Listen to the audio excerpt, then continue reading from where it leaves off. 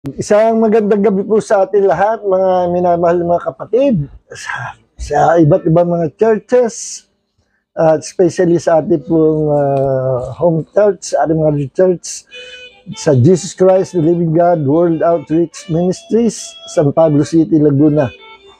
At ito po inyong likod, Pastor June Cortez from Laguna po. Praise God. So, salamat po sa mga kasama natin sa Bible Study sa gabi ito at sa ilang sandali tayo po magsisimula ng ating pong topic ay napakahalaga, very interesting po itong pag-usapan. Ito po ang inner healing, no? Inner healing. Ano ba itong inner healing? Healing of our emotion, healing of our soul, and healing of our memories, our painful memories of the past. So, purihin ng Panginoon at magsisimula na po tayo. Kasi mahalaga yung ating pong paksa sa gabi ito. It's about inner healing. Okay.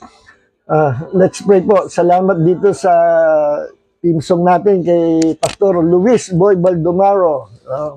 Tagal nating kaibigan yan.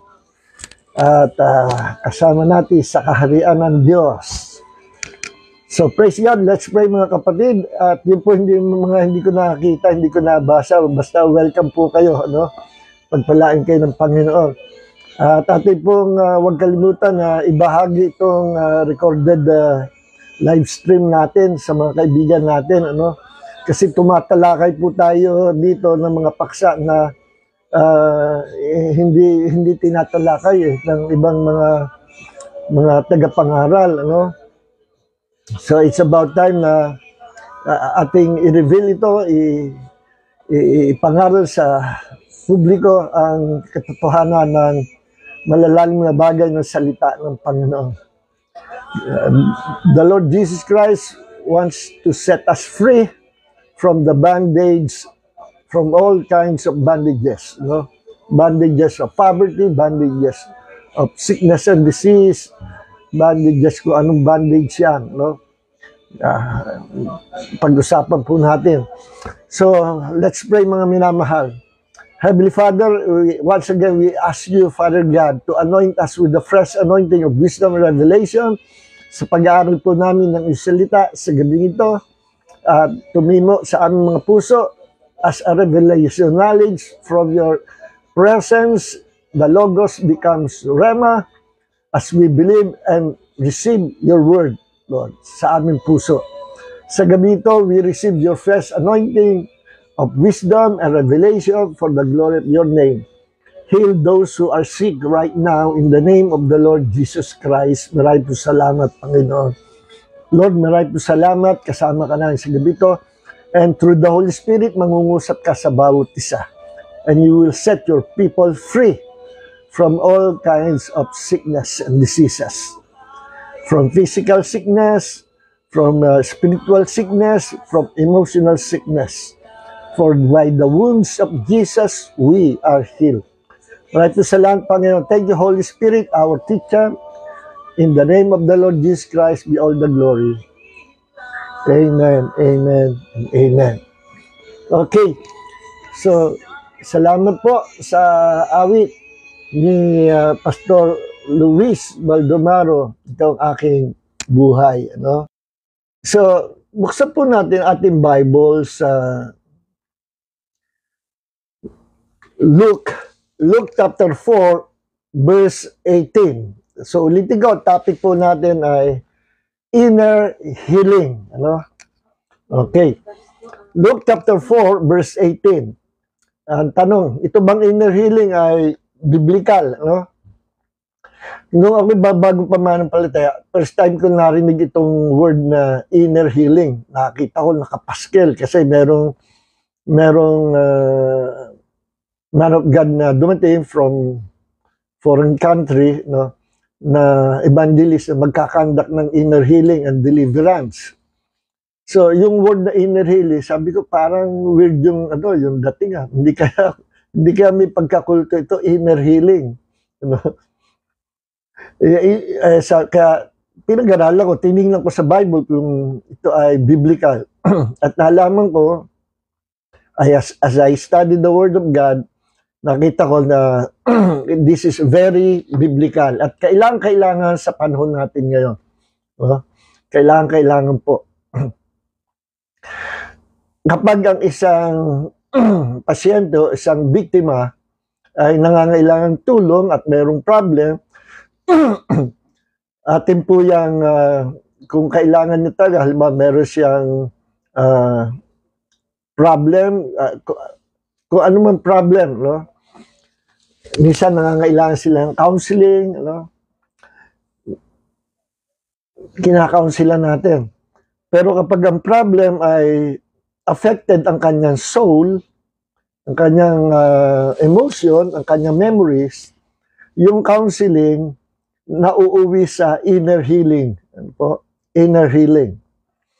Then, kapag yung victim or yung patient ay hindi lamang problem ay inner healing or emotional wound sa kanyang pagkatao, at mamaya i-explain pa natin mabuti yan, yung ano yung mga emotional wound, ano yung inner hurts na yan. No? Pag hindi lang basta yun ang problem at kinatagalan, kasi yung mga emotional wound, inner hurts na yan, minsan ay ano yan, sa kinatagalan, pag hindi nagapan, nakaka-invite ng mga demon spirits. At pag naka-invite ng demon spirit, those demons will try their best to enter into her body or into his body. No? Pipilitin niya, gagawin niya lahat paraan. Ano? At nagsisimula yan doon sa tinatawag ng mga problems or mga emotional wound or kailangan or yung healing of memories. Ano? Pag walang nag-akay sa mga ganyan tao, kinalalabas sa kinatagalan, nagiging demonic possession. No? Kapag siya ay hindi Kristiyano, pwedeng makapasok dahil magkakaroon ng open door ang buhay ng taong yon at mangyayari, pwedeng pumasok yung demonyo. Kaya from counseling, naging inner healing, from inner healing, naging deliverance.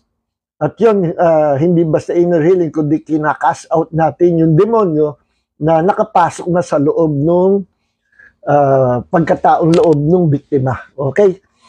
So, yan po, binibigyan ko kayo hanggat maaari ay pagdaanin ko itong subject na ito, itong paksa natin, ano? Para maintindihan natin. So, excuse me po. Sabi dito sa Luke chapter 4, verse 18, na keynote ni Jesus yung Isaiah 61 verse 1, ano?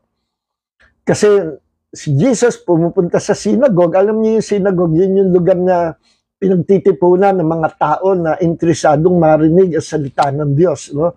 Doon nagsasalita yung mga rabbi, yung mga teachers, no? Si Jesus, no, nagsasalita rin doon. Nagtuturo din doon at nung siya nakatayo doon, pinaabot niya yung scroll at eksakto pag-abot sa kanya ng scroll, binasa niya yung scroll, yun po yung manuscript. Doon sa mga scroll na ganyan, galing po ang ating Biblia, no? Manuscripts at tawag diyan. Binuksan ng scroll at eksakto kung ano yung scroll na inabot sa kanya para basahin. Yun ang purpose, yun ang mission niya. Kaya siya naparito. Eksakto, yung laman ng scroll na babasahin niya ay patungkol sa kanya, kay Jesus, at sa kanyang mission. Diba? At sabi, basahin natin yung keynote ni Jesus sa Isaiah 61 verse 1. Mababasa natin sa Luke chapter 4 verse 18. The Spirit of the Lord is on me, because He has anointed me to proclaim the good news to the poor. He has sent me to heal the brokenhearted, to proclaim freedom for the prisoners, and recovery of sight for the blind, to set the oppressed free. No? Dito binabanggit ni Jesus na ang pagparito raw niya is to preach the gospel. What is the gospel? The gospel is the good news. No? the good news. At ito daw ay ipapangaral niya sa mga good news. He preach it to the poor. Sino yung mga poor? Yung mga pobreng tao. Yung mga tao na naghahanap ng kalinga ng Diyos, yung naghahanap sa katotohanan. Yung mga tao na merong hunger and thirst para sa Panginoon. No? Yung nangangailangan na wala namang tao makapag-provide sa kanila. Ito yung mga poor, poor in the spirit, poor sa kanilang emotional needs, at poor sa kanilang mga physical at material na pangangailangan, especially sa spiritual needs sila. Ito yung mga poor, at ito ay madaling pangaralan yung mga poor kaysa yung mga wealthy people o mga rich sa material na bagay. Yung kadalasan yung mga sobrang mayaman, sasabihin nila, full of pride, sasabihin nila, hindi naman nila kailangan ang Diyos. They have all the money in the world. Yun ang problema. At kapag sila namatay, hindi nila may sasama yung kanilang kayamanan and matagpuan nila ang kanilang sarili nasa impyerno. Sapagkat hindi nila binigyan ng panahon ang paghanap sa Diyos. Okay. Itong mga pobre, ito yung mga nangangailangan, ito yung mga problematic, ito yung mga sawipalad, ito yung mga depressed, ito yung mga naghahanap ng katuhan, ito yung nangangailangan sa kanilang physical needs, spiritual needs, material needs, puro talaga. At ito yung madaling i-evangelize. Kaya sabi dito, to proclaim the good news to the poor. He has sent me, sabi ni Jesus, pinadala ako ng Ama, ng Diyos, to heal the broken-hearted. Ito po yung, ito yung inner healing, to heal the broken-hearted. Ito yung emotional healing. Ang inner healing, ang another word po dyan ay emotional healing. Kasama rin sa pag-aaral ng inner healing, yung sa pagsabi dito, broken-hearted. Ito yung mga may problem sa past. Kailangan ma-heal yung hindi lang yung wounded heart nila, yung wounded heart, yung sugatang puso, kundi ma-heal yung kanilang painful memories of the past, na hindi nila makalimutan. Okay. Yan ang inner healing or emotional healing. At mamaya paliwanag ko sa inyo kung ano ang effect niyan sa tao. At magbabanggit din ako ng mga totoong mga cases niyan, na na-encounter ko through counseling, inner healing, and deliverance.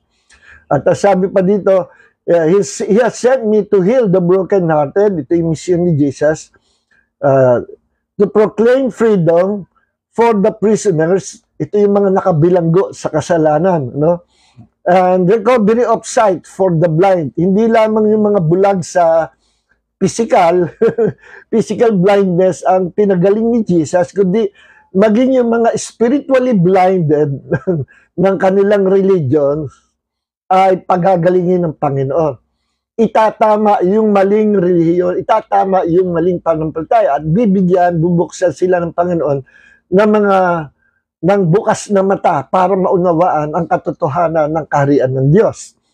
And to set the oppressed free. Ano itong oppressed na ito? Para palaenda. Ito yung mga pinapahirapan ng mga demonyo o ni Satanas. Yung tinatawag na depression, oppression, possession, yung may mga sakit na galing sa dyablo, may mga pagpapahirap,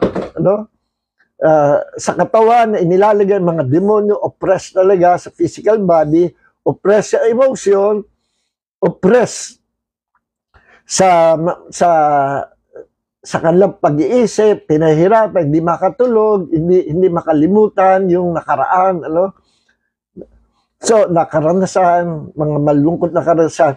So, yan ay ginagamot o pinagagaling ng Panginoon. At unang pagparinda to preach the gospel. At lahat ng ito ay nangyari, na-activate ang kapangyarihan ng Panginoong Jesus para magbigay ng kagalingan nung siya ay bumaba dito sa lupa. nagkatawang tao. And He was anointed by the Holy Spirit. Bakit kailangan siya i-anoint? Sabi ng mga cult religion at ng mga Jehovah's Witnesses at INC, sabi nila, si Jesus ay hindi Diyos, tao lang. Kasi ang Diyos hindi ina-anoint. No? Yun na nga ang sinasabi namin.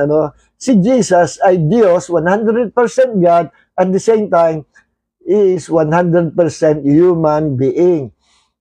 At nung siya nagkatawang tao, hinubad niya yung kanyang omnipotent, omniscience, omnipresence. Pagiging present everywhere, pagiging all-knowing, pagiging all-powerful, hinubad niya.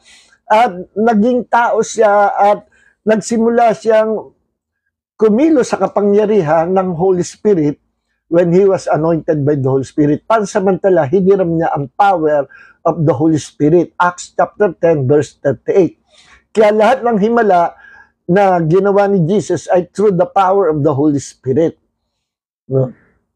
Kailangan mangyari yon na siya ay umakto na bilang tao na nangangailangan ng anointing kapangyarihan ng Diyos upang yung mga susunod, magiging followers niya, magiging disciples niya, will become like Him, who can flow under the power of the Holy Spirit, under the power of the anointing of God. He was rich, but he became poor so that we might become rich in the kingdom of God. Siya ay mayaman, pero naging mahirap upang tayo mahirap ay maging mayaman sa kaharian ng Diyos. Okay? Kaya ngayon, kalagayan natin, lahat na minanan ni Jesus as a man, nung siya'y nabuhay ng maguli, ay ipinamana rin sa atin. Naging joint heir with Christ, naging tagapagmanang kasama ni Kristo tayo na nakay Kristo. Okay? So, simpleng pag-aaral lang po that Jesus is God and He became a man. Okay? Siya lagi ang example. Now, so nabasa natin itong kinote ni Jesus na kung ano ang mission niya, ano ang purpose niya, to preach the gospel, to heal the brokenhearted, to proclaim freedom for the prisoners. Ito yung pagpapalaya sa kasalanan, pagpapalaya sa drugs, pagpapalaya sa kapangyarihan ng kadiliman, recovery of sight for the blind. Binigyan tayong Panginoon ng mga bagong spiritual eyes para makita natin ang kalaliman, kapangyarihan ng kaharian ng Diyos at ng Panginoong Jesus. Okay. Now, what is this inner healing? Pag-aralan natin. Ano ang inner healing? I-define po muna natin ang inner healing. Okay? Inner healing is a holistic and transformative process that addresses emotional, psychological, and spiritual wounds, promoting wholeness and well-being. Okay. I-expound natin sa Tagalog para maging malinaw ang definition ng inner healing. Ito daw pong inner healing, ito ay isang transformasyon sa mga individual na biktima ng nakaraan nila, okay? Na yung kanilang kaya tinawag na inner healing kasi ang pinagagaling yung sakit sa loob. Yung sakit sa kaluluwa. Okay. Gusto kong maintindihan nyo na huwag nyo kalilimutan that we as human beings, tayo po ay tripartite being. Ako ay individual, pero yung kakumpletuhan ng aking pagkatao ay tatlo. No? Compose ako ng 3 elements. Kayo din, individually compose kayo ng 3 elements or 3 dimensions. No? I have spirit, I have soul, and I have this physical body. Yan ang kabuuan ko. Pag kulang ng isa, hindi ako tao. I am a spirit, I have a soul, and I live in this physical body. Okay. Bakit kasi I am a spirit? When God created man, Galatians 1:26 and 27, nilikha ng Diyos ang tao in His image after His likeness. Nilikha ng Diyos ang tao sa kalarawan at kawanis ng Diyos. God is a spirit, sabi sa John chapter 4, verse 23 and 24. Hello? Ang Diyos ay spirito. Pero mababasa natin sa Hebrews, sa aklat ng Hebrews, I think Hebrews chapter 10 yun, na sabi ng Panginoon, kung ang aking lingkod na matuwid ay tatalikod sa akin, meaning kung ang aking anak, ang lingkod na matuwid, yung anak ng Diyos ay magbabackslide, tatalikod sa Panginoon, no? Babalik sa dating buhay. Kung aking lingkod na matuwid ay tatalikod sa akin, ang aking soul, my soul, ang aking kaluluwa ay hindi malulugod sa Kanya. So even God has His own soul. But the Bible says that God is a spirit. But He has His own soul. So ganun din tayo, we are spirit and we have our own souls. No? Kasi yung ibang theologians, sinasabi, we are souls. I am a soul, I have a spirit. Baligtad. You are not a soul. You have a soul. No? You are a spirit. Ang kaibahan natin sa mga angels, sa mga demonyo, kay Satanas, sila ay disembodied spirit. Wala silang katawan. Tayo, mga espiritu with physical body. Ang mga angels ay meron silang katawang spirit body, but not physical flesh and blood body. Malinaw po. Sa second life natin, pinangakuan tayo ng Diyos ng katawang mas maganda sa present na katawan natin ngayon. Kung tawagin glorified body, yung katawan na kagayang katawan ni Jesus na sinabuhay na maguli. Katawan na hindi na mabubulok, hindi na magkakasakit, hindi na tatanda. Yung katawan na yan ang ibibigay sa atin, designed to live forever. Hindi na tayo tatanda, hindi na tayo magkakasakit. Naku, napakaganda ng ating second life. This life at present, this life on earth, yung present life natin is not the real life na dapat ay yung iba kasi magpakasama na tayo, mamamatay din naman tayo. Naku po, ang ending nyo, ang tao hindi na mamatay. Ang mamatay lang sa tao, physical body. After this life, pupunta kayo sa another life. Ang tanong dyan, saan ka pupunta? Sa heaven or sa hell? Winalang bahala mo ang Diyos, so natural, sa impyerno ka. Those who rejected Jesus to be their Lord and Savior, diretso yan sa hell. Okay. At they will be tortured forever sa buong eternity doon sa lake of fire. Yung nasa hell, sa judgment day, itatapos sa lake of fire. Okay. Now, balik tayo sa inner healing, no? So, itong inner healing, guys, sinabi ko, we are tripartite being. I am a spirit, I have a soul, and I live in this physical body. Pag namatay tayo physically, ang mamamatay lang physical body, but we will live forever. At tayo mga manampalataya kay Jesus, we will be with our God, with the Lord Jesus Christ forever sa buong eternity. And pagdating na rapture of the church, our bodies will be changed into glorified body. Okay? Now, ngayon, ano ang spirit natin? Ang spirit natin, dinisign ng Diyos to contact God who is a spirit. Who is a spirit. Spirit sa spirit ang communication natin, no? Nakikipag-communicate ang Diyos, nagsasalita ang Diyos sa ating spirit, hindi sa ating tenga, no? Pag ang Diyos nagbigay ng revelation, nagbigay ng prophetic word, nagbigay ng rhema word, ang salita ng Diyos ay darating papasok sa ating human spirit, hindi sa ating head. Yung mga informasyon na babasa na rinig natin, informative knowledge, sa ulo lang yan. Ang mahalaga yung revelation knowledge, yung rhema word, yung buhay na salita na ipinapasok at sinasalita ng Diyos sa ating inner man, kung tawagin the human spirit or our heart, puso natin, spiritual heart. Okay, doon nagsasalita ang Diyos. Now, pag nandun na revelation or word of God, narinig natin human spirit, saka palang itataas, i-relay sa ating pag-iisip. Doon pa lang natin maintindihan sa ating pag-iisip yung malalim na bagay na sinalita ng Diyos sa ating spirit. So, ang purpose ng spirit is to communicate with God, God who is spirit. Ano? Pangalawa, ang spirit natin design na kawanis kalarawan ng Diyos. Hindi ibig sabihin we are God. Ibig lang sabihin, para in the future, magkaroon ng equal fellowship, God and man can have equal fellowship together sa buong eternity. Yes.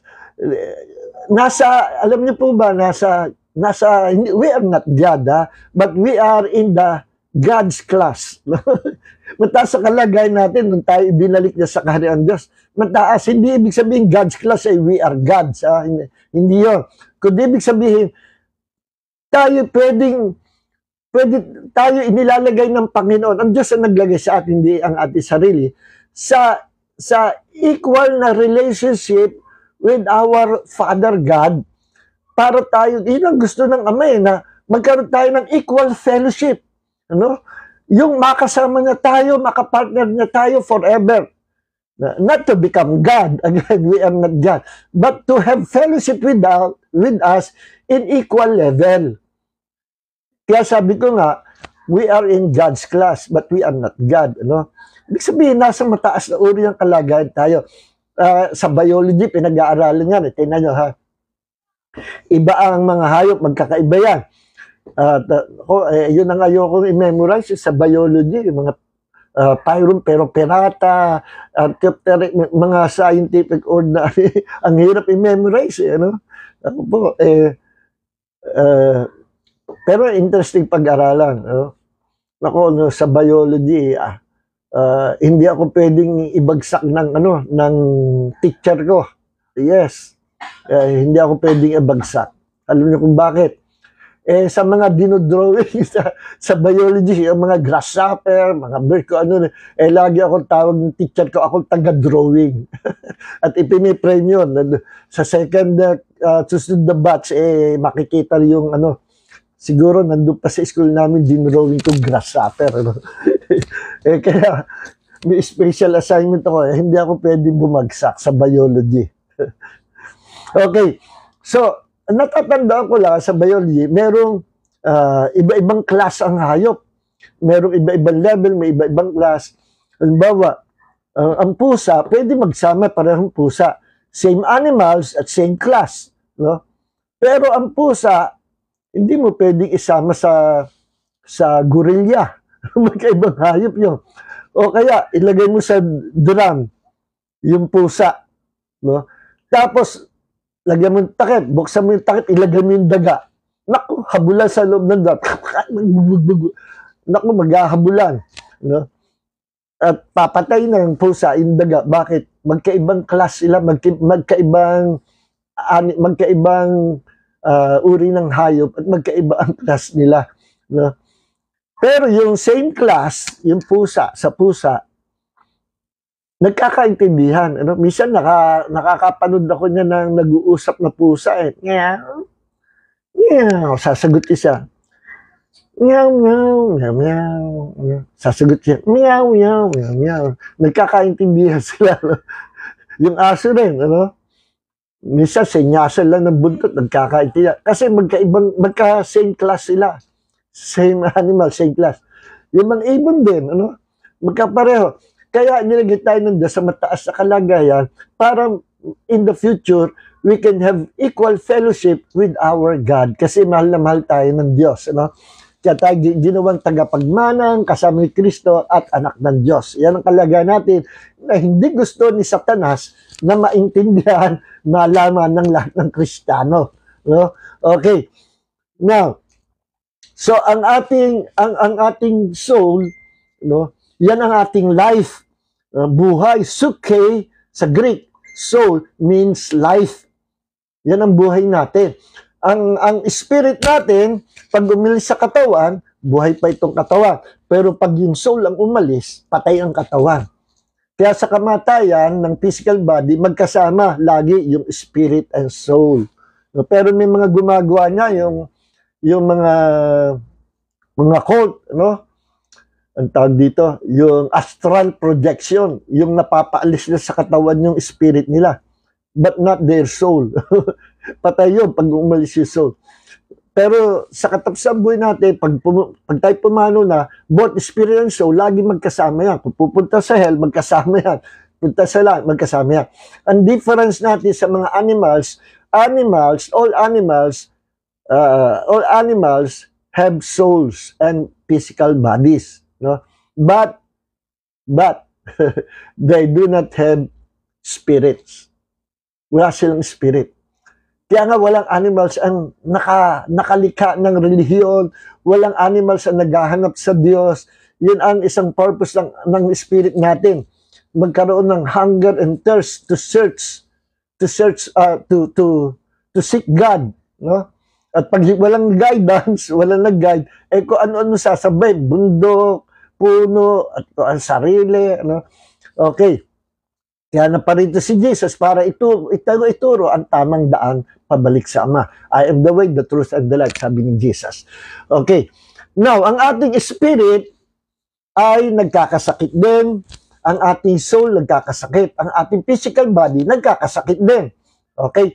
Madali po malaman pag ang physical body ay nagkasakit. Ano para malaman? Namumula ang mata, no? Tapos ay masama ang pakiramdam, sumasakit ang tiyan, yung ebidensya, sakit, mayat, ubo ng ubo, no? Ano pa, hindi makakain, no? Ibig sabihin, nakikita yung evidence ng pagiging may sakit sa physical. Sa spiritual, nagkakasakit din tayo as spirit being. Ano ang sakit sa spiritual? Yung kasalanan. No? Pag nakagawa ka ng kasalanan, nagpatuloy ka sa kasalanan, kahit ikay born again na, sooner or later, makikita sa iyo ng mga Kristiyano, mahahalata na may sakit ka, spiritual sickness. Bakit? Bumabalik ka sa kasalanan. Bumabalik ka sa dati mong habit na kagaya ng habit na sanlibutan. Bumabalik ka doon sa dati mong pinanggalingan. No? Ibig sabihin, spiritually, you are sick. And you need to be healed. No? And to be healed, kailangan mo bumalik sa Panginoong Jesus, our healer. So, ang ating spirit ay nagkakasakit. Isa sa mga cure sa ating spirit nagkakasakit is forgiveness. We must ask forgiveness sa ating Diyos at kailangan ang repentance to be healed sa spiritual sickness. Kung tawagin ay kasalanan. Okay, ang ating kaluluwa nagkakasakit din. Yan ang ating pinag-aaralan ngayon. Ano ang sakit ng ating kaluluwa? Nasa ating pong kaluluwa, ito, tandaan nyo ito. Our soul is composed of our soul is our life. Our character, ang ating character, ang personality natin, nasa soul natin. No? Yung pagiging ikaw, yung personality mo, kung ano ka, nasa soul yan. Yan ang katangian ng soul mo. No? Yung pinamumuhay mo, yung ginagawa mo, yung habit mo, yan ang habit na tutunan ng soul mo. Soul, nandiyan sa soul ang mind, will, and emotion. Marunong kang mag-isip, marunong kang pumili, you have free will, marunong kang, meron kang emotion. Marunong kang umibig, magalit, masaktan, marunong kang magdamdam, marunong kang matuwa, may emotion ka. Ang mga animals, merong soul, kaya meron din ganyan, may emotion. No? Meron kang memories, kasi meron kang mind. No? Marunong kang mag-imagine, kasi meron kang mind. Meron kang konsensya, no? Because you have soul. Marunong ka meron kang artistic talent because you have soul. No? Meron kang marunong kang mga tuwiran, marunong kang ma-in love, marunong kang pumili, marunong kang mag-imagine, marunong kang magalit, marunong kang magmemorya, natatandaan mo yung nakaraan, natanda mo nung bata ka pa, kasi meron kang memory, no? Meron kang emotion, may damdamin ka, kasi meron kang soul. At marunong ka rin matuwa, masiyahan, no? Kasi meron kang soul. Ang mga animals, meron din soul, kaya sila natutuwa rin pag nakikita yung naku, yung ako'y bata pa, meron akong aso na askal eh. No? Katabi ko sa pagtulog lagi, kahit hindi ko pinapaliguan, katabi ko lagi sa pagtulog eh, nung pamula tuta pa. Naku, yung aso ko, no, si Brandy, basta ako pumasok galing sa school, naku, pag nakita ko, sabog ang ihi lagi niya, hindi mapapahiyan, lundag ng lundag. No, ang uniform ko, no, ako ay high school na puting-puti, naku, pag nilundag, bakat ang kanyang footprint sa sobrang tuwa. At ako na may inis na inis, hindi ko siya maintindihan. No? Paikot-ikot, tuwa, no? Nagkakadaiyak, pag ako'y nakita at sabog lagi ang ihi. No? Sa tuwa, may emotion. Marunong magmahal ang mga hayop. Minsan nga, mas tapat pa ang hayop kaysa tao. Eh. No? Sino ba yung... Ang dami istoryang ganyan eh, yung mga aso nila, no, na namatay yung amo nila, yung nagmahal na amo sa kanila. May ilang istorya ng aso na nabasa kong ganyan eh. Hindi na umalis sa libingan. Doon na tumitira sa puntod ng kanyang amo, doon na natutulog. Umaalis lang doon pag naghahanap siya ng pagkain, no? At pagkatapos bumabalik doon na buong maghapon, doon sa puntod ng kanyang amo. Ang tindi ng loyalty ng aso. Buti ang aso, mas loyal pa ang aso kaysa tao eh, no? Kasi tinaguri ang man's best friend. Okay, at yung sino yung Japanese dog, yung istorya noon, pinagawa niya ng rebulto eh, sa Japan eh, no? Yung amo niya nagtatrabaho I think sa railways, sa train, ano? Lagi sinasama siya doon pag tanghali. Tapos, pag uuwi na, babalikan siya doon. Kaso, yung amo niya namatay. No? Hindi na nakauwi ng tanghali. Naku, inabot ng ilang taon. 10 taon yata, inabot na yung aso na yon. Tuwing tanghali, nakaabang na doon sa railways at hinihintay yung kanyang amo, no? Hanggang sa yung naaawa yung mga tao, pinapakainan ng mga tao, nakapaligid, kilala, sikat na yung aso. At alam na yung amo niya, hinihintay. Hindi alam ay patay na, no? Hanggang sa tumanda at namatay yung Japanese dog na yon, kanyan, minahal ng mga Hapon, naging symbol ng loyalty. Sa Japan, yung anong pangalan ng aso niya, nakalimutan ko yung yung pangalan eh. True story pa. Pinagawan nila ng rebulto eh. Okay. Okay, kasi may emotion ng tao. So much for that, mga kapatid. Punta tayo dito sa baka tayo kulangin sa oras. No? So, ang inner healing po ay healing of our emotional wound. Yung sugat sa kaluluwa, ang tawag doon ay inner hurts, no? Sakit, pain, hurt na nandoon sa loob ng iyong emotion, sa loob ng iyong kaluluwa, no? Sa loob ng iyong kaluluwa. At bukod doon ay kaakibat niya yung healing of your past painful memories. Minsan, hindi lang inner hurt or emotional wound, kundi yung memories of the past. Kailangan ma-overcome niya, kailangan mapagtagumpay niya, kailangan makalimutan niya. Pero sapagkat walang mag-guide sa kanya, kawawa, dadalhin niya yung habang buhay. Ano ang resulta kapag ang isang tao ay hindi gumaling o hindi na-deal yung kanyang inner wound o yung kanyang emotional wound? At yung hindi gumali yung kanyang painful memories of the past. ano ang resulta? Habang buhay po, nakawawa yung taong yun. Maaring siya ay habang buhay na ma-depress. Depende po sa problem na na-encounter niya. No? Kasi itong inner healing, ang dinidil dito ay yung painful memories, yung emotions, yung mga experiences natin, yung mga traumatic experiences ng tao. Yung traumas of life, kailangan mawala yun, gumaling yun. Okay, yung mga psychological trauma, no? Yung nagpapahirap sa isip, yung hindi mo makalimutan yung nakaraan, traumatic ka, no? Yung pagpapagaling din, minsan ay inner hurt, no?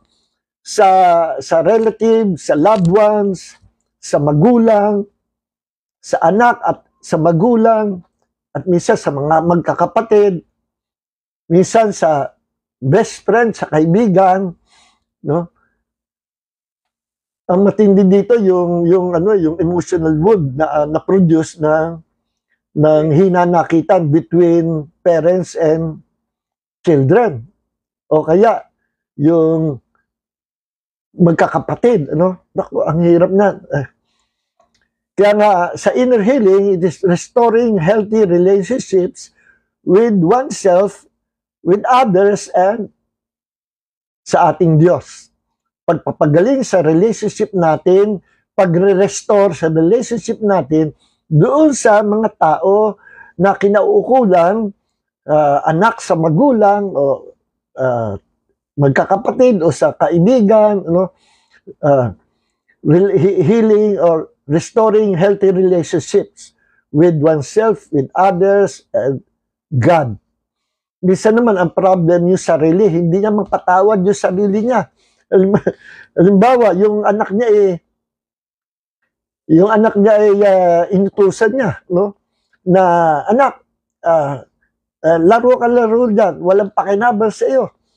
Ito, alika, at ikaw ay mamalengke. Nako, bata pa yun, mga 7 years old yata yun. Mamalengke ka. Ang dami reason. Hindi, kailangan mapakinabangan ka. No? Sa pagtawid na doon sa nasagasaan, no? Nabangga at namatay. Nako, yung nanay, sising-sisi, anak, iyak na iyak. Bakit tayo nautusan? Bakit lagi kita pinapagalitan? Bakit lagi kita pinapalo? Bakit lagi kitang inutusan? Kabata-bata mo pa nga pala. Sa kanya marirealize yung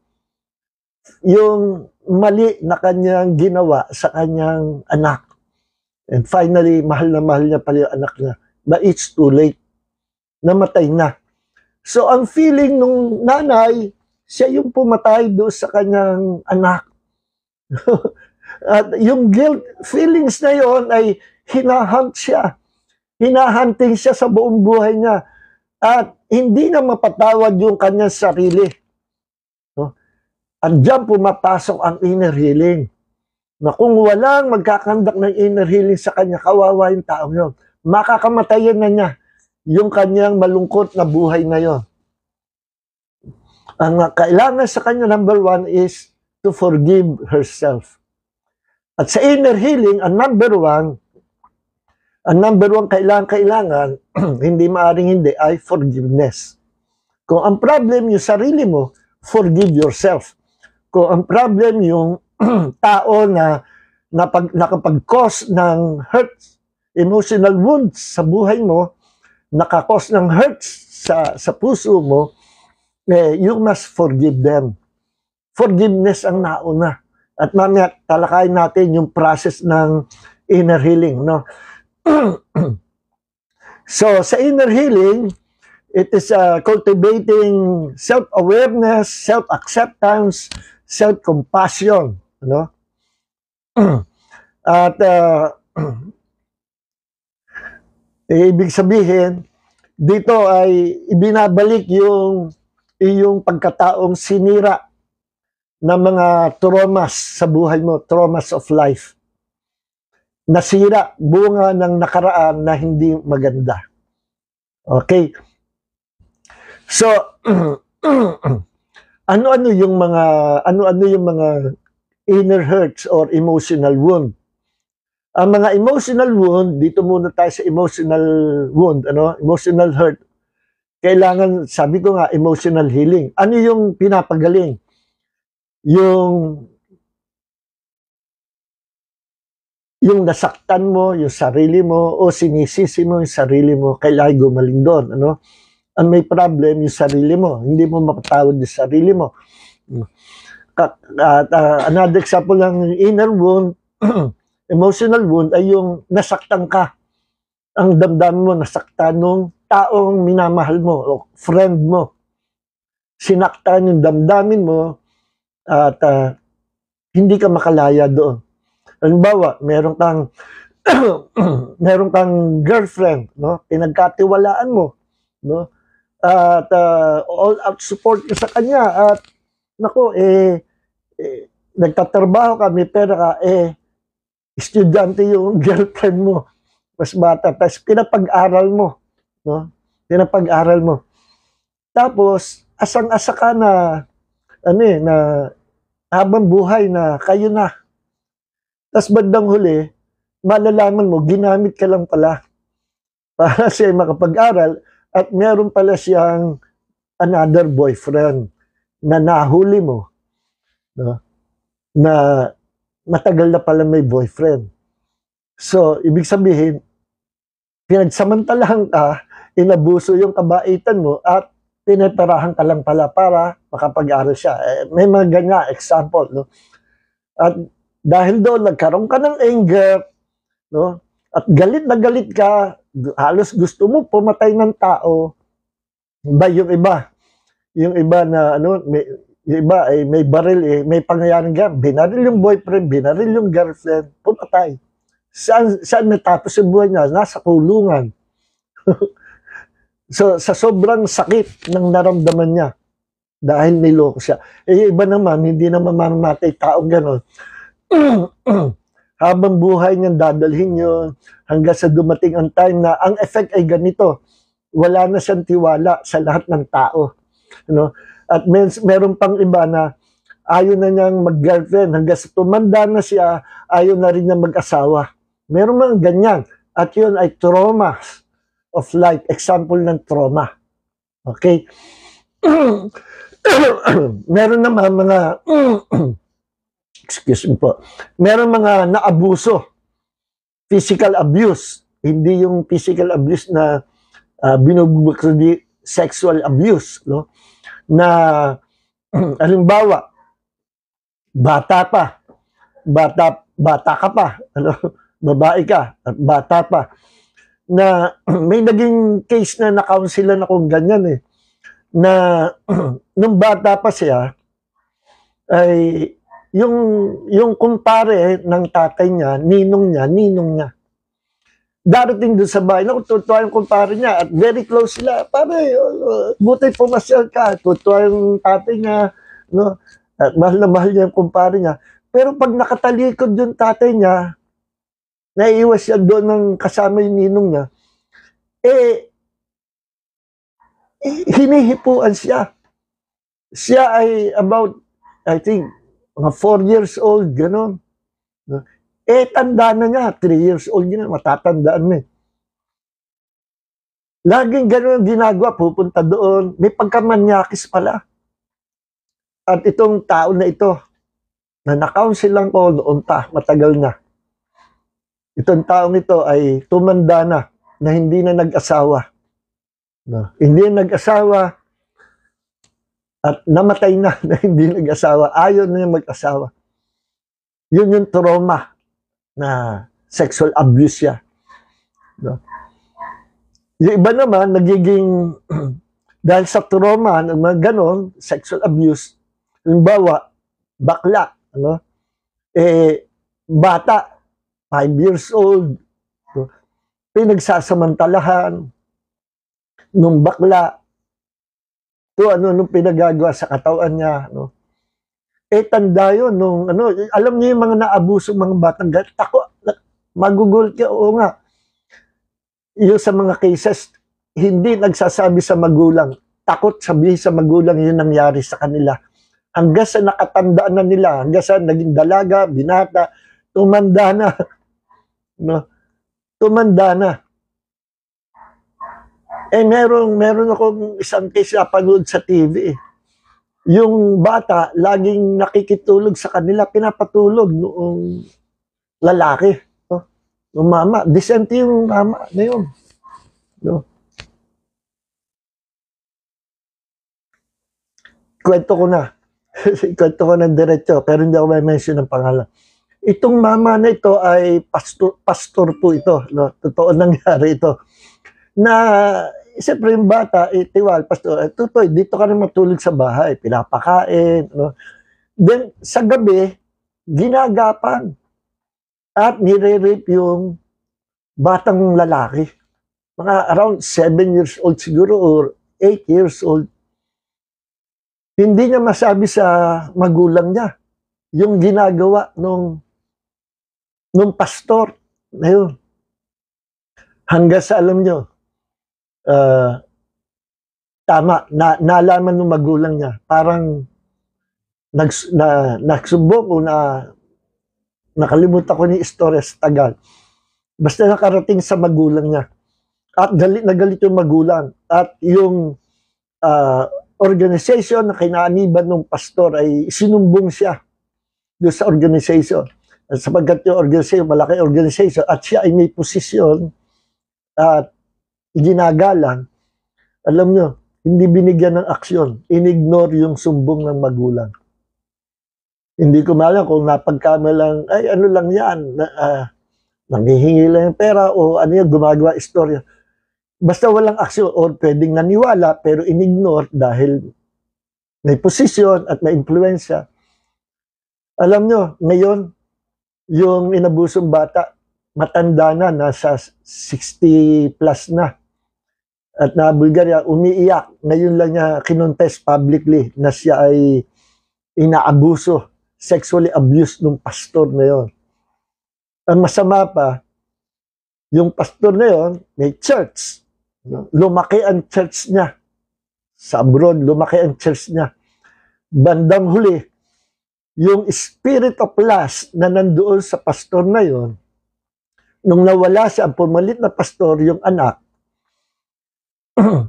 nung pumalit yung anak, dahil hindi dinil ng church yung kasalanan ng pastor, yung spirit na natili doon sa church nung pastor, nung tatay niya. At gumapang sa mga miyembro at yung mga miyembro ay nahulog sa kasalanan, karamihan sa nahulog sa kasalanan na immorality. Yung mga kabataan, mga youth pastor, ilan doon nagkasaral na immorality. So, kita nyo yung kasalanan ginawa. No? Hindi lang inner healing ang kailangan doon sa victim. Kundi deliverance, spiritual deliverance doon sa church. Kailangan deliverance at kailangan i-deal yung spirit na ipinunla nung kauna-unahang pastor na siyang naging pastor sa church na yun. Dala-dala ng church na yun. Kailangan mapalayas, no? Yung masamang espiritu na naghahari sa loob, nagpupunla ng immorality. Kita niyo yung ginawa ni David, ni Haring David, na immorality, no?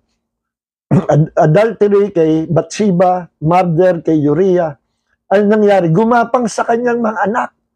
Yung kasalanan, yung espiritu, yung demon spirit of immorality, gumapang.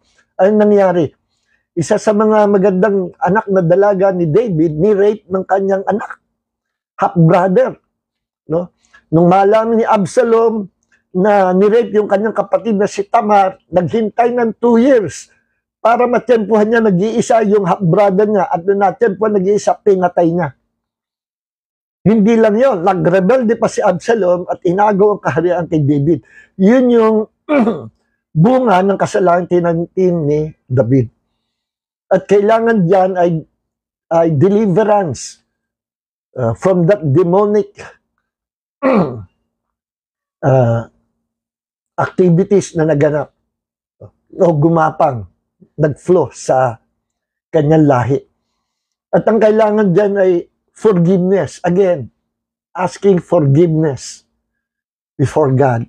Pagpapakababa sa harapan ng Diyos at paghingi ng tawad. At kahit wala na yung ninuno o yung tao nagkasala, yung tatay mo na gumawa kasalanan, kahit wala, patay na, nasa impyerno na o kung saan man, eh kailangan ihingi pa rin siya ng tawad para maputol, hindi for his own sake, dahil kung nasa impyerno siya, hindi na siya maalis doon. For the sake of the future generation, kailangan maihingi ng tawad. Yun ang yun ang deliverance. So yung kinukwento ko sa inyo na tumanda na, nasa 60 plus years old, umiiyak, lalaki, siya yung batang biniktima, nire-rape noong pastor na yun na nagkasala. No? Kawawa naman. Talaga iyak na iyak. Publicly ngayon, sa habang parang ngayon lang na i-confess niya. Okay. So ngayon, so yun ang example ng mga ng mga kailangan i-deal, So pag hindi na ordinaryong basta inner healing at may activity na ang mga demonyo, Hindi lang basta inner hurt, ba deliverance na. From counseling pupunta sa inner healing, from inner healing deliverance na. Casting out demons. Pagpuputol na ng generational curse. Yan. Okay. So, ano pa yung example ng memories of the past, O yung inner hurt. Doon muna tayo sa inner hurt. Yung example ng inner hurt, yung si Mary, Si Mary. Hindi ko alam kung anong totoong pangalan, kung Mary, nabasa ko sa libro, pero true story po ito. Na pumunta ako sa school, ang baba ng grade, halos bumagsak na, laging malungkot, loner. Napansin ng teacher niya, buti mabait yung teacher niya, ang babae, napansin na laging loner, walang best friend sa school, laging nag-iisa, pag nagbe-break, nag-iisa. Naawa yung teacher, inobserba siya. Then nagkaroon ng outing, at sinabi ng teacher, Mary, sumakay ka, dito ka sumakay sa kotse ko, umangkas ka sa akin. So, doon mo po sa tabi ng teacher. Walang kibo si Mary. At sabi ng teacher, Mary, ngayon ko lang napansin na ang ganda-ganda mo palang babae. Ang ganda ng mata mo. You're a beautiful girl. Sabing ganon. Nasabi lang yun ng teacher, Then walang kibo si Mary. Then after noon, napansin ng teacher na tumataas na ang grade ng bata at sumasagot na, nagkaroon na ng self-confidence at tumaas yung kanyang pag-aaral. Hanggang sa siya ay mag-graduate at gumanda ang kanyang grades at nakatapos siya. Gumaling siya sa school. At nung siya nag-graduate na, pinuntahan niya yung kanyang teacher at sabi, Ma'am, I just want you to know na remember nung tayo po ay nag-outing na pinasakay niyo ako sa kotse niyo. Ang sabi niyo na, Mary, you're so beautiful. You're a beautiful girl. Your eyes is so beautiful. Alam niyo, Ma'am, hindi ko nang makalimutan yun. Hanggang ngayon yung sinabi niyo. Bakit? First time na meron taong magsabi sa akin na napakaganda ko. Bakit? Sadya ka naman maganda. Kasi po, alam nyo, ang aking mother at father, my mom and dad, every day, kung hindi ako pinapagalitan, sinasabi, ang panit-panit mo. Pinanganak ka namin na panit. You're so ugly. Every day, lagi po yan ang naririnig ko sa kalabibig. Yun yung inner hurt na natanim sa kanyang kaluluwa. Emotional wound na hindi maalis at dinamdam ngayon. Bata pa siya, naririnig na ngayon. Hanggang sa doon sa merong isang tao na nag-rescue sa kanya. na nagsalita ng positive words sa kanya, na nung kanya napakinggan, inabsorb ng kanyang puso. And that one word from her teacher changed her life forever. Ito, may kasabihan niya, one word from God will change your life forever. Ito naman, one word from her teacher changed her life forever.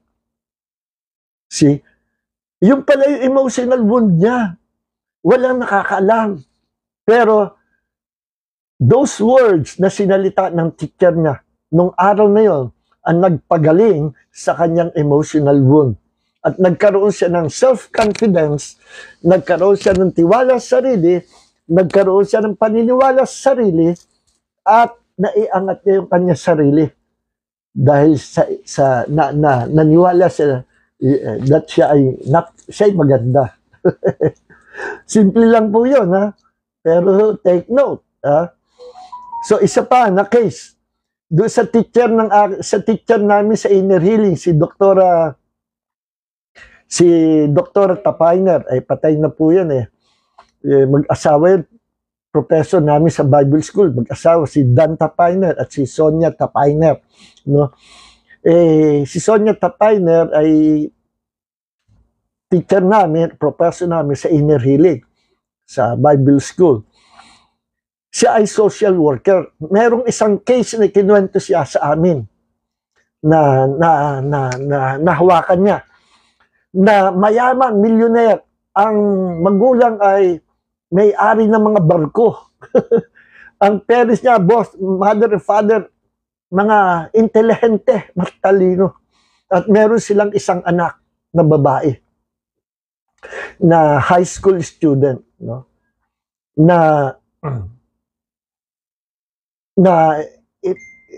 Hindi ko alam kung high school I think high school or grade o ano, na itong batang ito ay loner, malungkutin, no? Then isang araw napansin ng kanyang parents na tuwing bibili sila ng gamit sa tindahan, magandang gamit, mamahaling gamit na pan-decorate sa bahay, after ilang araw mawawala. Eh, may tinatanong yung mga katul sa bahay, sino ba dito magnanakaw? Sino sa inyo nagnakaw ng ano? Sino dito ang ano? Wala. Wala naman. Then, bandang huli, na-discover nila, pag mag-go-grocery, kasama yung bata, laging may kinukuha na tinda sa tindahan at madalas nahuhuli sa pamagitan ng CCTV na may kinuhang bagay yung bata. At naging habit ng bata na maging klepto. Naging klepto siya. At lumalaman ng magulang at yun ang problema nila, ginagawa, pag may kinuhang bagay, pinababayaran na lang. Pero hindi nila malaman ang gagawin at lungkot na lungkot yung mag-asawa. Hindi nila ina-expect na gano'n. Then bandang huli, nalaman nila, nakita nung mga katulong, yung mga gamit na mamahalin na bagong-bago galing sa tindahan, lahat nandoon pala sa basura. Tinatapon ng bata sa basura. Bakit? At nagtaka yung magulang at sabi siya, nagtapon, na-discover nila yung anak nila. Pati yung mga bagay na kinukuha, no? Hindi naman ginagamit. Tinatapon din. Pati yung mga gamit na bagong bili, tinatapon. Yung pinagkakagastos sa magulang, tinatapon. Hanggang sa pinatawag, humingi ng tulong sa social worker do sa aming professor. At tinawag yung bata, tinawag yung magulang. At nung tinawag yung bata, sabi ng magulang, wala naman kami problem, mahal na mahal namin yan. Naku, solong anak yan. Solong tagapagmana. Lahat binigay na namin. Siyempre, mayaman. Tinawag yung bata. Tinanong nung teacher namin. At tinanong, anong problem niya? Bakit niya tinatapos sa basura? Bakit siya nangunguha ng gamit sa mga paninda? Bakit ganito? Ba't lahat ay tinatapos? Anong problema mo? May problem ka ba sa parents mo? Meron po. Ang sinagot, meron. Anong problema mo? Hindi nila pinapansin. Every time na ako'y uuwi galing sa school, sasabihin, ano, gumawa ka ba ng assignment? Ikaw ba ang sumagot ka ba? O ikaw ba naging pinakamagaling sa school nyo? Dapat. Dahil kami magulang mo, matalino. Wala nang tinanong kundi yung, ikaw ba ang naging number 1 ngayon sa school nyo? Sumagot ka ba? O, pinasa mo ba yung assignment? Ikaw ba na 100 sa test nyo? Gutom na gutom ako, uwi ako ng bahay. Hindi man lang tinanong, anak, pagod ka ba? Nagugutom ka ba? Lagi tinatanong, naka 100 ka ba?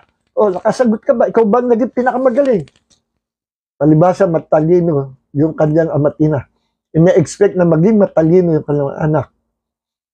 At sabi, parang hindi nila ako pinapansin, parang hindi nila ako mahal. Lagi ang itatanong, naging magaling ka ba?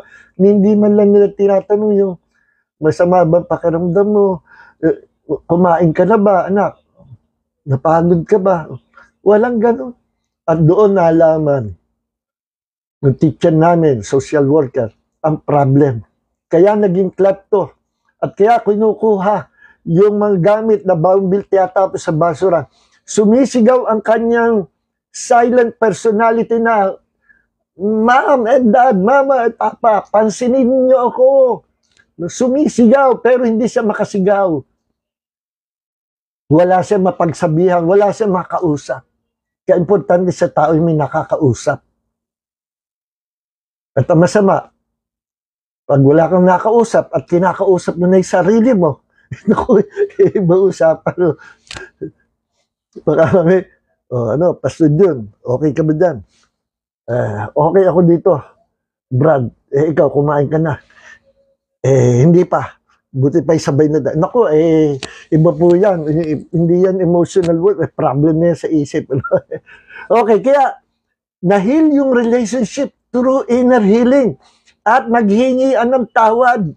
Both yung parents at yung batang babae. Pinahingi ng tawad, naghingi, nag-akapan, nagmahala. At hindi na nila ginawa yung maling inasal nila sa kanilang anak. At na-heal ang kanilang relationship. At naging maganda ang kanilang buhay at minsan pa na-restore ang fellowship, ang relationship, ang close na sila. Yun ang maganda sa inner healing. See? Healer of emotional wound. Kailangan madiscover ko ano yung inner wound na yun. No? Ano pa? Merong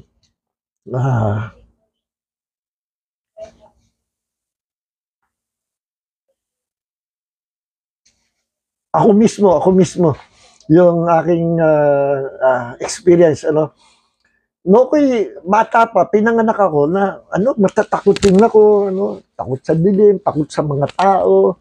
Nako, alam nyo, meron akong mga ninong, sila ang pumupunta sa bahay, at ayoko pumunta sa bahay, ninong ko, dalawa lang naman yung ninong ko. Parehong sila ang pumupunta sa bahay pag nagpapapasko sa akin, hindi ako namamasko, at hindi mo ako mapapabless. Sa sobrang mahihain ko dahil takot ako sa tao, takot akong makisalumuha sa tao, takot ako na makipag-usap sa mga tao, pero friendly ako, mahilig ako makipagkaibigan sa mga bata, marami akong kaibigan, marami akong kalaro, no? Pero pagdating sa public, yung hindi ko kilala, ayokong makipag-usap. Pag darating ang birthday ko, sabihin ko sa mother ko, Mami, please lang, huwag niyo akong paghahanda ng birthday. Ayokong mapapansin nila ako. Please. Kaya, ayun, minsan, hindi matis ng mother ko, pinaghahanda rin ako. Kaya ayoko ipaghanda ako sa birthday ko, dadami ang tao, magiging center of attraction ako. Ayoko magiging center of attraction ako. Hanggang sa lumaki ako, binata na ako, lagi ako nakakulong doon sa kwarto, nakikinig lang ako ng music. At ayokong makisalamuha sa tao. Nung ako'y bata pa, hanggang sa high school, tahimik lang ako. Hindi ako nasagot sa school. Kahit alam ko sagot, no? Dahil sa nahihiya ako at natatakot ako. Lahat ng gagawin ko sa isip ko, failure. No? Wala akong self-confidence. Ang baba ng self-esteem ko. No? Tapos Takot ako dumaan sa karamihan ng tao. Takot ako ma-expose sa mga tao. Yun po, yun ang mismong pinanganak ako, yun ang personality ko, introvert.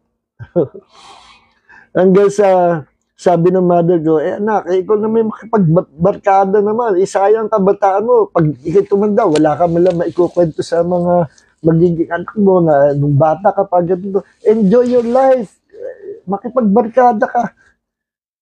Tinulak ako ng mother ko makipagbarkada. Ako, nakipagbarkada na nga ako sa libutan. Doon ako napabarkada naman sa mga nagmamariwana. Ako po, nauwi naman sa pagdadrugs. Ano? Hanggang sa doon ako nagsimula na tumawag sa Panginoon. At nung ako tumawag sa Panginoon, hinanap ko siya, sabi ko, Diyos, totoo ka ba? Diyos, totoo ba may langit at lupa? Gusto kitang makilala. Yun ang punto na iniintay ng Diyos para siya humakbang papasok sa buhay natin. Nung sinabi ko, gusto kitang makilala. Totoo ka ba? Gusto kitang makilala. After ilang araw, nagpakahayag ang Panginoon. At nung ako nagsusuklay sa cabinet ng may salamin, full like mirror, may still small voice na nagsalta. Tumingala ka. Ako yung sagot sa buhay mo. Pag tingala ko, Bible. Madumi, lumang Bible, pinagpag ko at binasa ko. Yun, doon nagsimula ang faith adventure ko. And the Bible changed my life. It was Jesus who changed my life. Jesus of the Bible. Pamula noon, that was year 1978 hanggang ngayon, hindi na ako umalis sa Panginoon. Ano? At kung alin yung kahinaan ko, doon ako ginamit ng Panginoon. Ayoko magsalita. Tagapagsalita ngayon ako ng salita ng Diyos. Ayoko humarap sa tao. Daan-daan kataong nakakaharap ngayon. Ayokong dumaan, pumunta sa mga tao. Lalo naman akong dinadala ng Panginoon sa mga tao. No, ako hindi pa manampalataya. Naku, hindi po ako nakakabili sa tindahan. No, hindi ako nakakabili sa tindahan. Takot ako. At no, ako nagbinata, nakakabili na ako. Pero alam nyo, pag sinumpong ako, naalala ko na, teka, ba't ako bibili? Mahihain nga pala ako. Naku, hindi na ako makabili. No, ako nag-aaral sa UST. Gutom na ako. Bumaba ako doon sa boarding house ko. At bibili ako sa tindahan. Pagdating sa tindahan, na-frozen ako. Nahihiya akong bumili. No? Freshman, college ako noon. Ganong katindi. No? Nagtataka rin ako sa sarili ko, bakit kaya ganito ako? Hindi ko pa kilala ang Panginoon noon. Then ako'y na-born again na at naging pastor na. Saka kinuwento sa akin ng mother ko na alam mo, June, alam mo, Tutoy, no, ikaw ay pinagbuntis ko kasi 1 taon ang tanda nung sister ko sa akin. After no, nagbuntis ka agad yung mother ko. Dahil lagi mayroon siyang kapatid na lalaki, silang magkakapatid. Yung isa ay napakapilyo, hinahabol siya, hihiwain siya ng blade, kung anong, napakapilyo at habol ng uncle nila, yung kapatid niya lalaki at hahatawi, binitis sa sako dahil napakapilyo. Kasi sabi noon, ayoko ng lalaki na pag ako nagkaanak, ayoko ng lalaki. Kaya alam mo, nung ikay pinagbuntis ko, sabi ko, nung time na yun, hindi pa maalaman kung anong kasarian, kung lalaki o babae. Hanggang sa ipanganak, saka palang maalaman. Nung time na yun, hindi pa. Sabi daw niya naku, lagi na siya sabi, naku, sana babae ito. Yung kapatid kong matanda sa babae. Sana babae ulit ito. Pag ito'y lalaki, kawawa ang batang ito. Hindi ko mamahalin. Naku, yun pala. Yun ang word na sinata. Alam niyo po ba, there is power in our words. Nung sinabi yun, nung aking mother, nasa sinapupunan pa lang ako, nagkaroon ng epekto sa baby, sa akin. Nung ako ay nasa sinapupunan, doon ko nalaman, yun, sabi ko, ngayon ko lang nalaman. Mami, ngayon ko lang nalaman, ba't ako ay pinanganak na mahiyain? Gusto ko lagi nakakulong sa loob ng kwarto. Ayoko lumabas ng bahay. Kasi, nung ako pinagbuntis ng mother ko, sabi niya, nagbuntis ka agad ako. Sana lalaki ito. Sa tiyan pa lang, nireject na niya ako. Spirit of rejection. Kaya dala-dala ko yung spirit of rejection. Nakalaya lang ako dyan, no ako ay na born again, and Jesus Christ changed my life. At no ako'y tinawag ng Panginoon sa pagpapastor, sabi ko, kita ko yung pastor ko, si Pastor Tico, galing mangaral, sabi ko, kung ako lang hindi mahihain, gusto ko maging kagaya na, pero ayoko maging kagaya na kasi mahihain ako. Hindi ako pwedeng preacher, tsaka wala akong masyadong, hindi ako gifted sa salita. Ano? Nagkukwento nga ako ng palabas sa sine, pabaligtad ending ang nakukwento ko kagad Hindi ako pwedeng preacher, pero okay yung ganyan okay yung maging ganyan ang galing sana, kaya lang hindi ako qualified. Talagang hindi ako qualified. Pero nung time na yun, nung tinawag na ako ng Panginoon, na naginip ako sa panaginip na ako ay nasa disyerto, malawak disyerto sa kainitan ng araw, nandun ako, sabi ko, Panginoon, ba't ako'y narito? Christian na ako noon, pero babago pa na ako. Ba't ako'y narito? Nag-iisa. Ba't ako'y nandito? Akala ko totoo. Nasa wilderness, nasa desert, at ang init. And then, bandang huli, nakita ko, para may mga punong gumagalaw sa horizon ng disyerto. Then, lumalaki. At gumagalaw, sabi ko, teka, hindi mga puno. May buhay, gumagalaw. Hanggang sa lumalapit, lumalaki, ay mga tao. At kumakaripa sila ng takbo, papunta sa akin, parang dadaluhungin ako.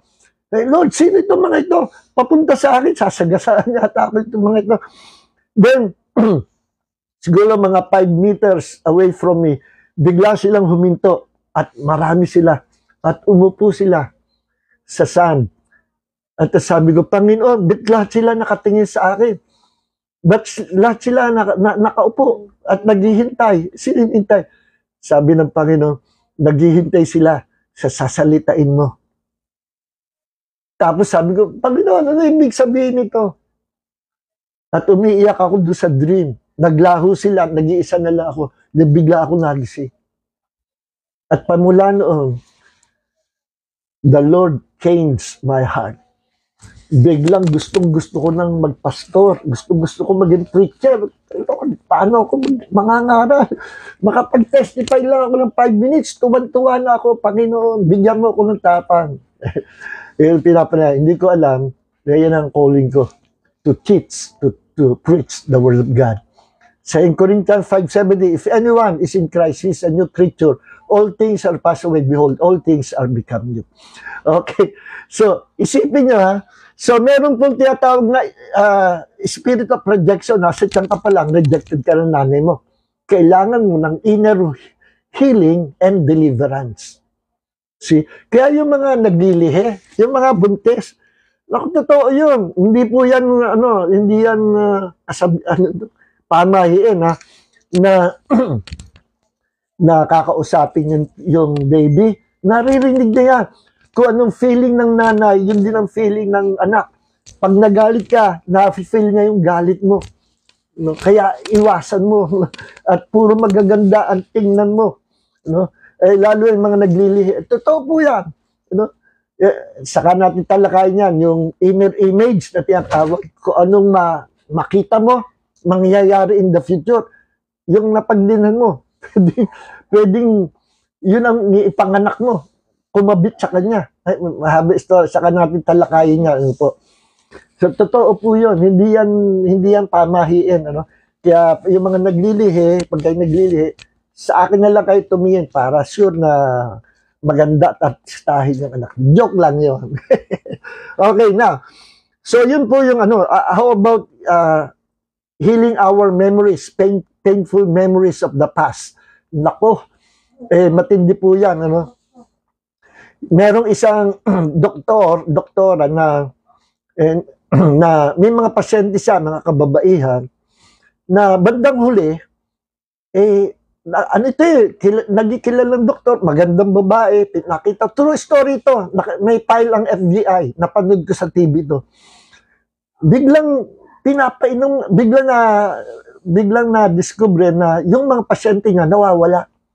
At noong inimbestigahan at hinanap, para mga pasyenteng nawawala, ay pasyente nung doktor na yun. Alam niyo ang ginawa? Pinapatay pala. Saan para? Pinapainom. Pinapainom. At lasong pala yun. Sasabihin, ito yung medicine na the best for you, inumin mo, gagaling ka. Patay. Patay ng patay. At nung dumating yung mga investigador at DI, kinuha siya at tinanong siya, Doktora, bakit niyo ginawa yun? Eh, kilalang doktor pa naman kayo. Mahusay na doktor. Ano nangyari? Ba't niyo pinatay? Wala akong pinapatay. No? Ano yung pinainom nyo? Nilalason. Gamot yun, ininvento ko. At yung pala, nung tinrace yung background ng doktora na yun, yung doktora na yun, magandang doktora, magandang babae ito, pinakita sa TV. Yung totoong siya. No? Nung bata pa siya, hindi siya nakadama ng pagmamahal sa kanyang boss, sa kanyang father and mother. At lagi siyang pinapalo. Lagi siyang sinasaktan. So feeling niya hindi siya mahal. At lahat ng ginawa na yun ng parents niya, nandun sa memory niya. Hanggang sa namatay yung tatay niya, namatay namin niya, nag-iisa siya, inampun siya ng isang mayamang babae. At pinapag-aral siya. Lumaki siya, dumaan pa noon dahil maganda ang pagkaalaga sa kanya, naging professional siya, no? Nakalimutan niya yung nangyari pansamantala. Then, siya ay doktor na. May nag-trigger sa memories of the past niya na naging masakit sa kanya. At yung pain na yon, yung anger na yon ay bumalik. At yung galit niya sa kanyang magulang, na ibato niya sa lahat ng magiging pasyente niya. Anong tawag doon? Ha? Yung nakalimutan ko. Displaced anger. Sabi ng mga psychologist. BSI ko yung misis ko, kaya displaced anger. At totoo yun. Yung galit niya sa parents niya, doon niya na ibato sa mga biktima niya. Kaya pinapatay niya. Doon siya gumaganti. May nag-trigger sa memory niya. For a long time, nakalimutan niya pansamantala. Then, biglang bumalik nung may nagpaalala sa kanyang past. Maganda na ang buhay niya. At na-imbestigahan, meron palang inner hurt yung nung naging bata siya hanggang sa nadala niya. At nagkaroon displaced anger hanggang sa pumapatay na siyang tao. Alam niyo yung mga masamang tao, yung mga killer, no? Hindi basta, ito kasi nagiging masama ang tao, ganito eh. Pwede yung kasamaan niya, yung personality, namana niya sa magulang niya, sa lolo niya. Minsan lahi-lahi yan eh. Kaya pag lahi ng mamamatay tao, namamana yan eh. May curse yan eh, namamana. No? Kaya pag pinag-aralan niya yan eh, na isang bilanggo, tinrace yung generation na, puro mamamatay tao. Prostitute, mamamatay tao, mga pusaka. At kumuha naman ng isang pastor. Pinag-aralan yung generation niya. Aba yung generation ng pastor na yun na matuwid. No? Mga pastor din at meron siyang ninuno na naging presidente, naging ganito, naging doktor. Maganda. So nagpo-flow sa generation yung blessing at saka curse na mamana. So yun isang dahilan, nagiging masama ang tao, minamana. Pangalawa, environment. Nagiging masama ang tao because of environment. No? Pangatlo, nagiging masama ang tao because of traumas of life. Dahil doon sa mga trauma. No? Naging masama. Yun, kagaya noon, na-traumatic yun. No? So, meron kami naging kapitbahay, yung babysitter ng kapitbahay namin. Ay si Aling Pasing, ano. May anak siya, ano. Tapos there were times na biglang sisinggahin siya. Bihira naman, pero pag siningga siya, naku, nagwawala, bitawan niya ako. Pag nakakita ng lalaki, takot na takot, lumayo ka, ayaw na makakita ng lalaki. Isip niya, re-rapin siya. Naku, hanggang sa nako, yung si Aling Pasing nakita namin, halos magkanda punit na yung damit at mabulis-lisa dahil sa pag-iwas doon sa talaga gagawin niya lahat. Walang makahawak sa kanya. Nakita ko yun nung inatake siya. At lagi siyang, may mga times, siguro, mga 3 times na inatake siyang gano'n ng bata pa kami na nalaman namin. Naku, si Pasing, inatake na naman. Yun pala, meron siyang bad memories in the past. At kailangan niya ng healing of her memories, painful memories of the past. Kaso wala. Nakamatayan na niya na ganun siya. So, traumatic. No? So, ngayon, ano ang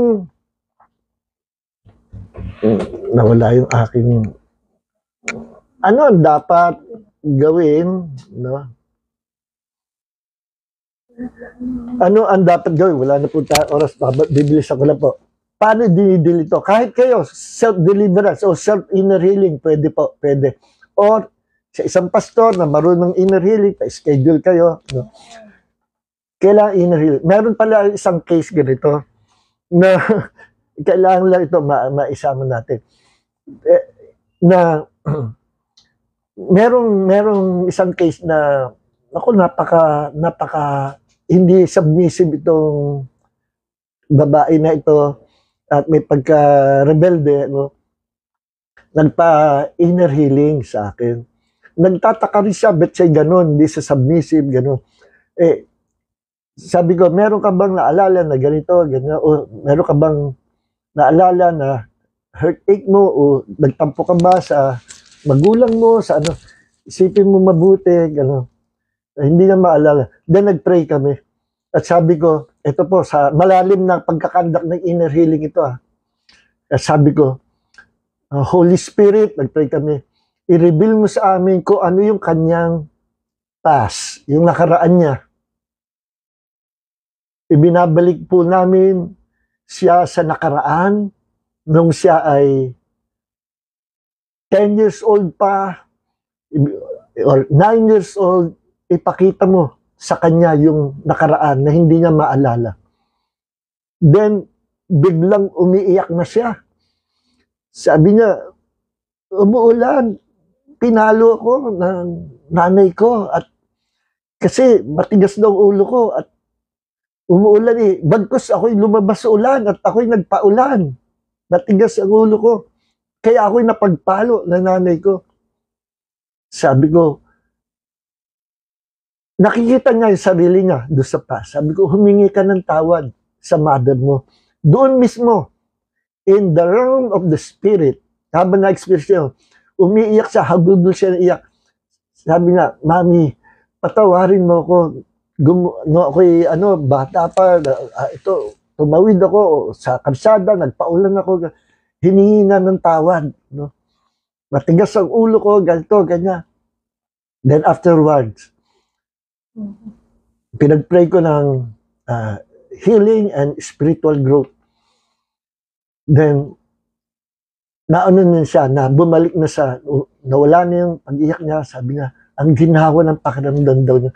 Pamula noon, naging very submissive sa magulang, very submissive sa lahat ng tao, very submissive sa church, yung babaeng yun. Bakit? Nahil yung kanyang past, yung katigasan ng ulo niya noong nakaraan, nung siya bata pa, ay naihingi ng tawad at pinagaling siya ng Panginoon. Alam mo yung dahilan kung bakit kailangan inner healing and deliverance. Hindi ang isang Kristiyano, kahit pa siya maging pastor, pero hindi na-deal yung inner wound na yun sa kanyang kaluluwa, yung emotional wound na yun, hindi na-deal at nandoon pa rin. Kahit siya maging pastor pa, hindi siya lalago ng totoong kalaguan sa spiritual. Lalago lang siya sa knowledge, pero sa personality, hindi. Pwede magagalitin siya, pwede makikita sa kanya, masama ugali niya, pwede makikita sa niya, wala siyang tiwala sa kapwa, o siya nagmamaliit. Yung mga tao na ganyan, yung mga may problema, ang hirap pakisamahan yan, masama ugali nga. May mga inner hurts yan, mga emotional wounds of the past. Kaya ako naaawa sa mga ganon, yung mga sinasabi, masama ugali nga. Ako hindi, mahirap patungo niya. Madiscover mo lang kung ano yung nakaraan niya. Jesus can heal them sa kanilang task at maging isang mabuting mamamayan sila. At doon magsisimula pa lang yung totoong spiritual growth. Hindi lang intellectual knowledge, kundi he will become like Jesus. Magkakaroon siya ng Christ-likeness. Okay? So, ang dami kasi mga cases na gano'n. So, wala tayong time. Ano? So, ganito na gawin. Kung ikaw mismo may problem na nalaman mo, ganun ako para may emotional wound. Bakit ka may emotional wound? Meron ka bang tao na kinagalitan na hindi mo mapatawad? Ang first step, mga kapatid, enter into the presence of God. Then, kapag ikay nasa presence of Diyos, mag-pray ka, worship the Lord. No? Then, kapag ka nandyan sa presence ng Panginoon, ng Holy Spirit, i-confess mo ang iyong kasalanan. I-confess mo yung sin of unforgiveness. You must forgive those people who hurt you. Forgive them. Bakit? Yan ang first step sa inner healing. Forgiveness. Kung ang problem, sinisisi mo ang sarili mo at ikaw mismo ang may kasalanan, feeling mo ikay masama at hindi mo matawad sa sarili mo, ask God for His forgiveness and forgive yourself. Kailangan patawarin mo ang iyong sarili. Gusto ng Diyos, patawarin mo ang iyong sarili. Huwag mo na sisihin ang iyong sarili. Ayaw mo doon sa nangyari, pero huwag mo na sisihin. Humingi ka ng tawad sa Diyos at patawarin mo rin ang sarili mo. No? Then kung ang problem ay ibang tao, forgive them. No? Forgive them. Ang forgiveness is not a feeling. It is not an emotional feeling. It is a decision. Sabi ng misis ko, it is a decision. Ang galing niya. Decision yan. And forgiveness is by faith. By faith. Ayaw mo patawad. Ayaw ko makita talaga. Lord, pero alang-alang siya, pinatatawad ko na siya. Pero talagang ayaw malis yung galit ko. Lagi mong sabi sa Panginoon, Lord, I love that person. I forgive him. I forgive him. I forgive him, Lord. Pinatatawad ko na po siya. Patawarin mo rin po ako. Lagi mo sabihin yun. Ito, 100%. Totoo ito, ma-experience mo. Pag lagi mo sinasabi nyo, after ilang, lagi mo siya, pag nagpangita kayo ng tao na masuka-suka kang makita siya, nako, ang mananagana sa iyo ay pag-ibig at pagpapatawad at magiging excited ka na kausapin siya. Bakit? Ang biyaya ng Diyos ay kumilos sa buhay mo. So, forgiveness is by faith. Yun po, patawarin sarili mo, patawarin yung ibang tao. Then, maganda sana kung merong may mga cell groups na ganyan, yung kung tawagin ang tawag doon sa psychology, yung cell group ang tawag sa church group dynamics. Alam niyo yung cell group, doon na nakuha sa group dynamics Group dynamics, na-invento yan after ng World War II. No? Kinukwento nung professor namin sa inner healing, na yan ay pinrovide after World War II kasi marami sundalo after World War, may mga may mga effect yung gera sa kanila, yung traumatic sila. No, meron nga akong isang nakausap na matanda yung daw anak niya sundalo, pag minsan umuwi dyan, nagbakasyon dumaan yung aeroplano. Umuwi yung aeroplano, kumakain silang tanghali, dapa lang, dumapa daw yung anak niya. Anak, ano nangyayari sa'yo? Dumapa May kalaban. Yun yung mga epekto, traumatic. Kasi sundalo. Akala niya, basta may dumaan, nagpa-flashback yung gera Meron ganyan galing sa gera mainit-init pa. Ang dumi ng suot, naka-uniforme, ang haba ng buhok. Galing yata sa Mindanao. Kumakain sa restaurant, napagdudahan ng mga mukhang NPA, mahaba ang buhok. May baril pa. Sinita ng mga pulis. Sino ka? Anong ano mo?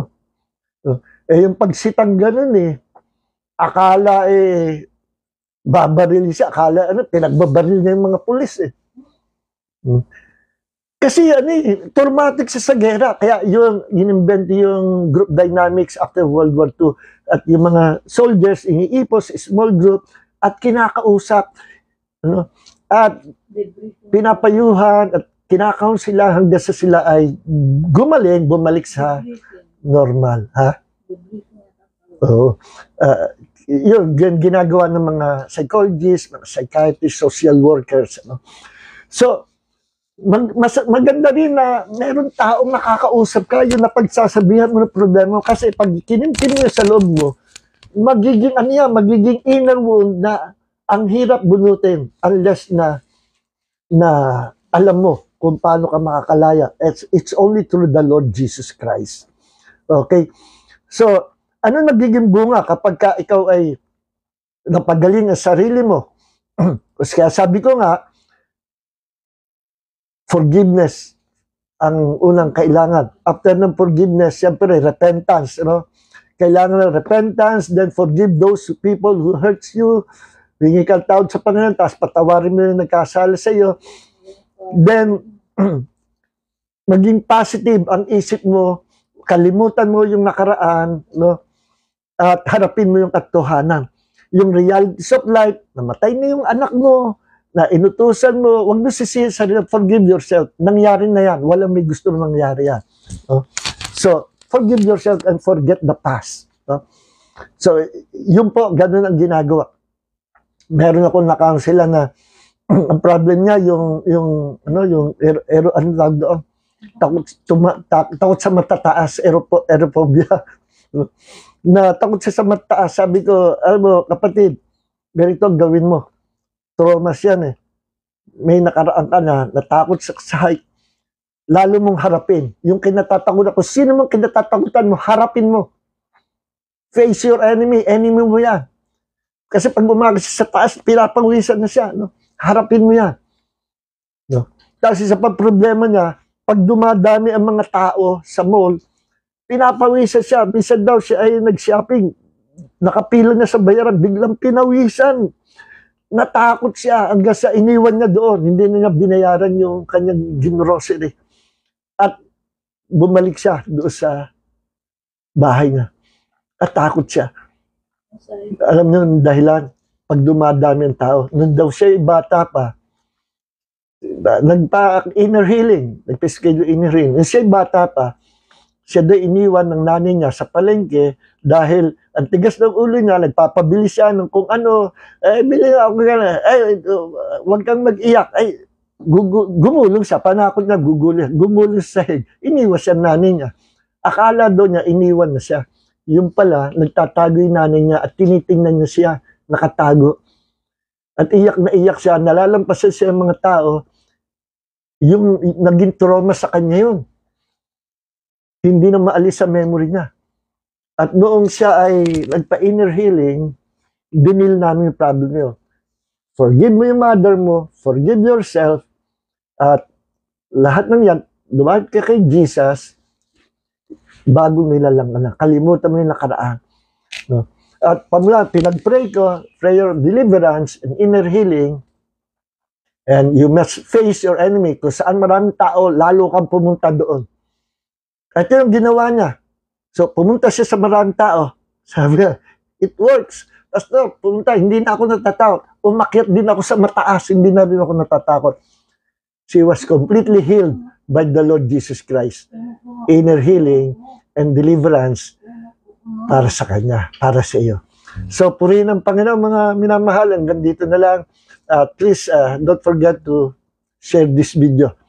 At kung meron kayo alam na tao na may problem na ganyan, it's about time. Gagamitin ka ng Panginoon dahil natutunan mo how to conduct inner healing and deliverance. Kung may question pa kayo, pwede niyo itanong, i-message nyo lang ako. Wag po sa wag sa JCLG at bihila kasi ako magbukas nun No. Sa akin personal account, Nes Cortez Messenger, no. Yun ang ginagamit ko. Doon sa Nestor Cortez, bihira ko pong buksan yun eh. Nung minsan binuksan ko, after 2 years, ako, ang dami ko na palang message, ang dami nahingi ng counseling tulong sa Nes Cortez, N-E-S-T, Cortez. Ano? Yun. So, purihin ng Panginoon, let's pray. Heavenly Father, maraming po salamat, Panginoon, sa topic namin na inner healing and healing of our painful memories of the past. Dahil namin na gamitin mo ang mga kapatid na nag-umaten sa Bible study na ito at ma-share din po namin ito sa iba dahil kailangan ng maraming tao ang inner healing at healing ng kanilang personality, healing of their memories. They really need to be healed, Panginoon, in these last days. Maraming po salamat, ikaw ang Diyos na nagpapagaling, Panginoon. At sinabi mo na ikay naparito to heal your people. At sinabi mo, Panginoon, sa Psalms 34 verse 18, the Lord is close to the brokenhearted and saves the crushed in spirit. Sinabi mo rin sa Psalms 147 verse 3, He heals the brokenhearted and binds up their wounds. Sinabi mo rin, Panginoon, sa Matthew 11:28 hanggang 30, come to me all of you who are tired and weary and burdened, and I will give you rest. Maraming po salamat. You are the Lord that heals us, our God, our healer. Whether it is spiritual healing, or emotional healing, or physical healing, kailangan namin lahat ng healing, Panginoon, sa aming spirit, soul, and body. Pagpalain mo bawat isa, Panginoon, na umatiin sa gabing ito. Pagpalain mo rin ang pagpapasahan namin ng video na ito, Panginoon. Maraming salamat, and may the grace of the Lord Jesus Christ and the love of the Father and the fellowship of the Holy Spirit be with you all. In the name of the Lord Jesus Christ, amen and amen. God bless you all, mga kapatid. Shalom.